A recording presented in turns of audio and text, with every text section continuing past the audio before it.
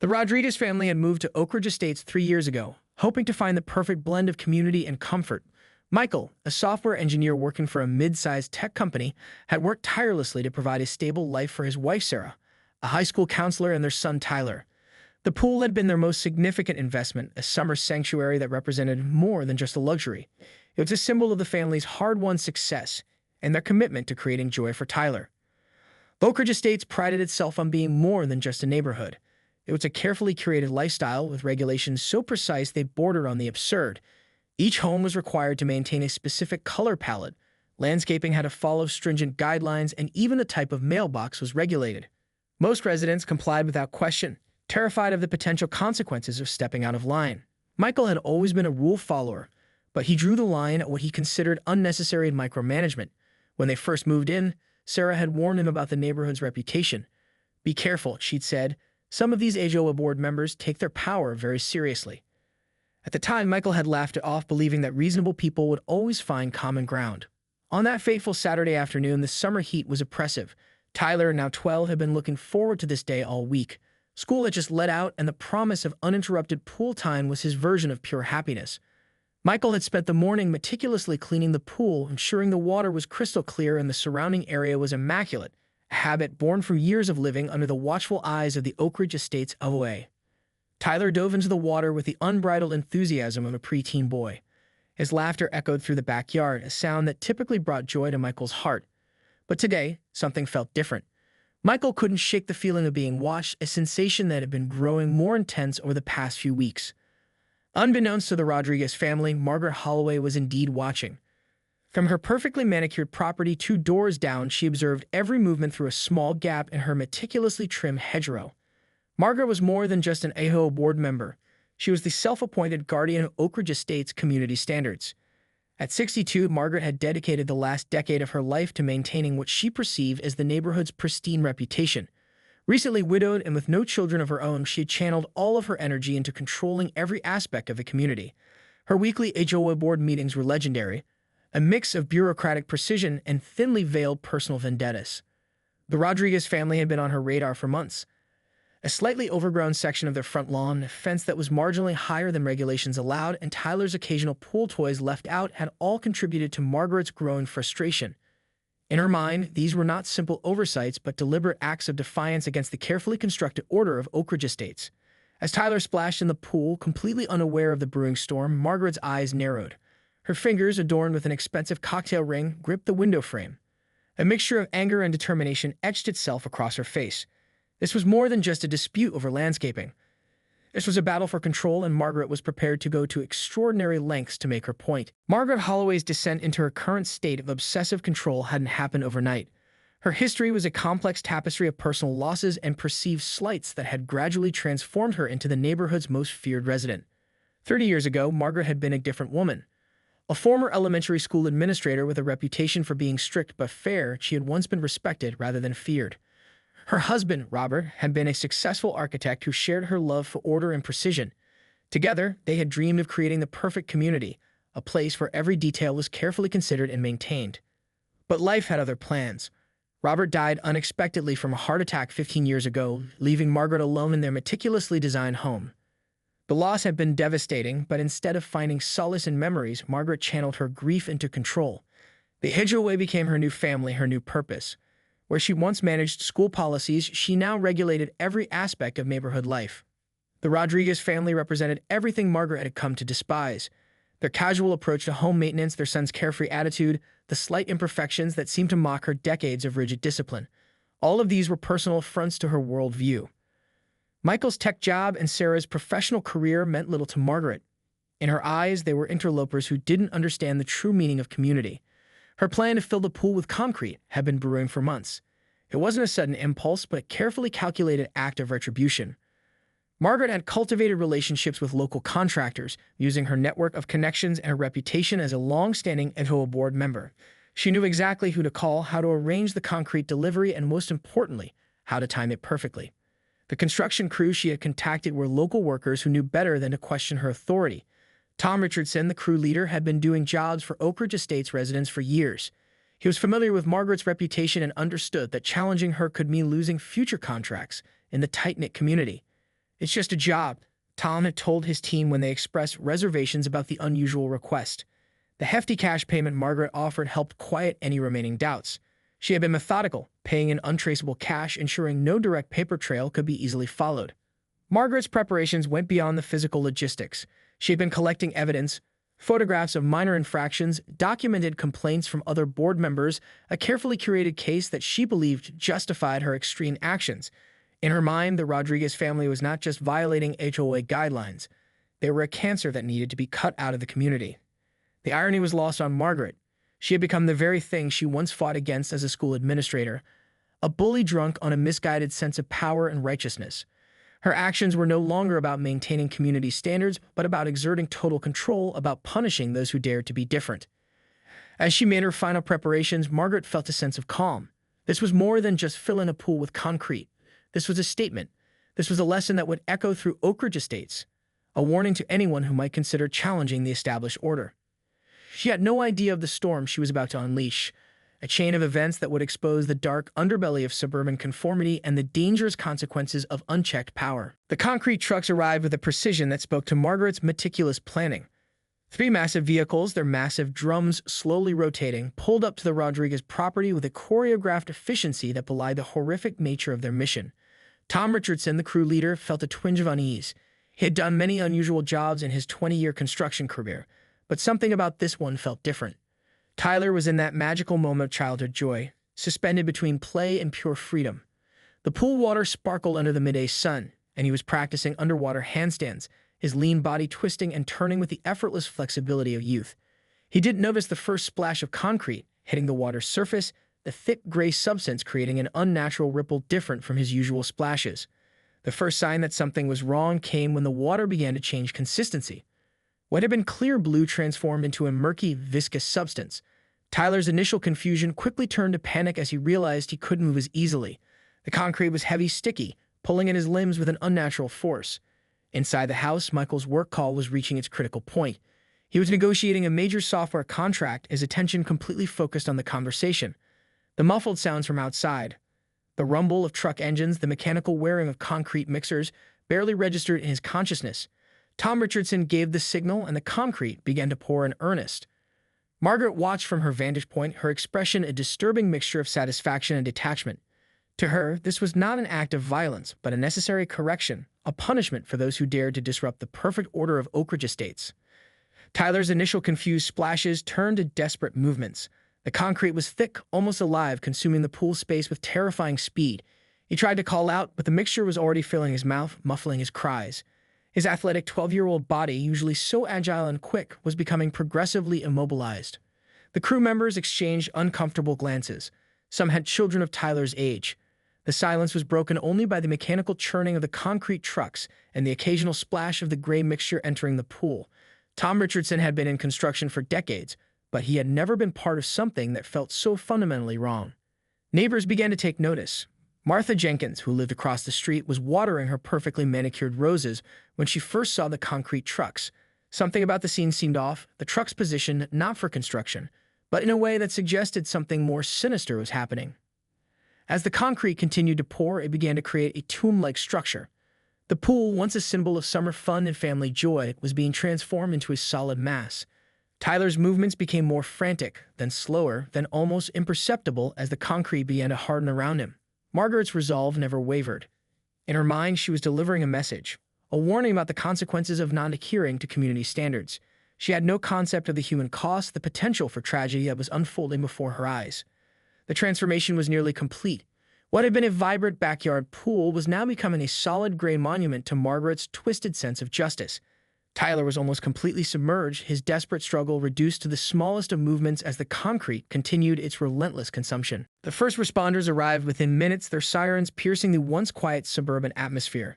Chief Paramedic Laura Rodriguez, no relation to Michael, had seen countless emergencies in her 15-year career, but nothing could have prepared her for this scene. The pool, now a solid mass of concrete, was both a crime scene and a potential tomb. Emergency protocols kicked in immediately. The fire department brought specialized urban search and rescue equipment, including ground-penetrating radar to locate Tyler's exact position within the rapidly hardening concrete. Firefighters worked with a precision born of years of training, their movements calculated and deliberate, Michael's world shattered the moment he stepped outside. The work call forgotten, the contract negotiations meaningless. Nothing mattered except his son. His initial scream of anguish was almost inhuman, a sound that would haunt everyone present for years to come. Sarah, who had been running errands, was called and was racing back home, her mind refusing to process the information she'd been given over the phone. The neighborhood came alive with a mixture of horror and morbid curiosity. Neighbors emerged from their perfectly maintained homes, their pristine lawns suddenly insignificant in the face of such a catastrophic event. Martha Jenkins, who had first noticed the concrete trucks, was now giving a statement to the police, her hands shaking as she recounted the details. Extraction was a painstaking process. The rescue team used specialized cutting tools and vacuum devices to carefully remove concrete without causing further injury to Tyler. Every movement was calculated, every decision weighed against the potential risk to the boy's life. Laura Rodriguez worked alongside the team, her medical expertise crucial in assessing Tyler's condition in real time. Hours passed. The once quiet street was now a hub of emergency vehicles, news trucks, and shocked onlookers. Police had already detained Margaret Holloway, who stood nearby with an expression that seemed more confused than remorseful. The construction crew was being questioned, their earlier compliance now replaced by shock and growing legal fear. Inside the ambulance, Tyler fought for his life. He was barely conscious, his body covered in concrete, his airways partially blocked. The medical team worked frantically, using specialized techniques to remove the concrete without causing additional trauma. Oxygen masks, IV lines, and monitoring equipment surrounded the young boy who had been enjoying a carefree summer day just hours before. Michael refused to leave Tyler's side. His normally composed demeanor was completely shattered. He alternated between moments of desperate prayer and raw anger, his mind unable to comprehend how a simple neighborhood dispute could escalate to such a horrific level. Sarah arrived at the hospital, her professional composure as a school counselor completely stripped away, replaced by a mother's primal fear. News of the incident spread quickly. Social media erupted with the story, local news stations began their live coverage, and what had been a private family tragedy became a national conversation about HOA overreach, community standards, and the potential for administrative power to become dangerously destructive. The hospital waiting room became a microcosm of intense human emotion. Family members, neighbors, and even strangers who had heard about the incident gathered, united in their shock and concern. The Rodriguez family's personal nightmare had become a communal trauma, a stark reminder of how quickly suburban civility could turn into something monstrous. As the day turned to night, the only certainty was uncertainty. Tyler's survival was not guaranteed. The full extent of his injuries was yet to be determined, and the Rodriguez family stood at the center of a storm that would irrevocably change their lives forever. The legal proceedings began almost immediately, transforming Oakridge Estates from a picture of suburban tranquility to a battleground of moral and legal reckoning. District Attorney Elena Ramirez took personal charge of the case, recognizing its potential to set a precedent for HOA accountability and community power dynamics. Margaret Holloway's arraignment became a media spectacle. Her initial court appearance revealed the full extent of her miscalculation. Once a pillar of the community, she now sat hunched in the defendant's chair, her carefully maintained appearance now disheveled and defeated. The charges were comprehensive: attempted murder, child endangerment, destruction of property, and multiple counts of criminal conspiracy. The Rodriguez family's legal team, led by the tenacious attorney James Lockhart, began building a case that was about more than just individual damages. They were challenging an entire system of unchecked community governance. Expert witnesses were brought in, psychologists who could testify to the traumatic impact on Tyler, urban planning experts who could dissect the dangerous power structures within HOAs, and community leaders who would speak to the toxic culture of extreme regulation. Discovery proceedings revealed a deeply troubling pattern. Margaret had a history of similar, though less extreme, confrontations with neighborhood families. Emails, meeting minutes, and personal correspondence painted a picture of systematic harassment.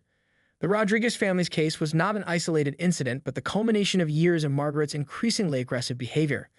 Oakridge Estates began to fracture. Neighbors who had once praised Margaret's dedication now distanced themselves. The HOA board dissolved into internal conflict, with some members defending their practices and others calling for complete restructuring. Community meetings became heated exchanges, with residents confronting the toxic culture that had allowed such an incident to occur. Tyler's medical treatments became a central part of the legal proceedings. Specialists from across the country were consulted.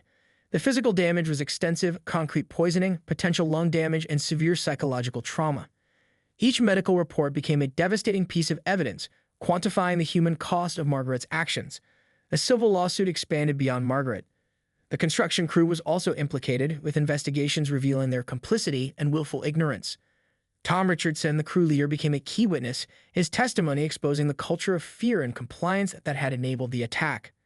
Media coverage transformed the case into a national conversation about community governance.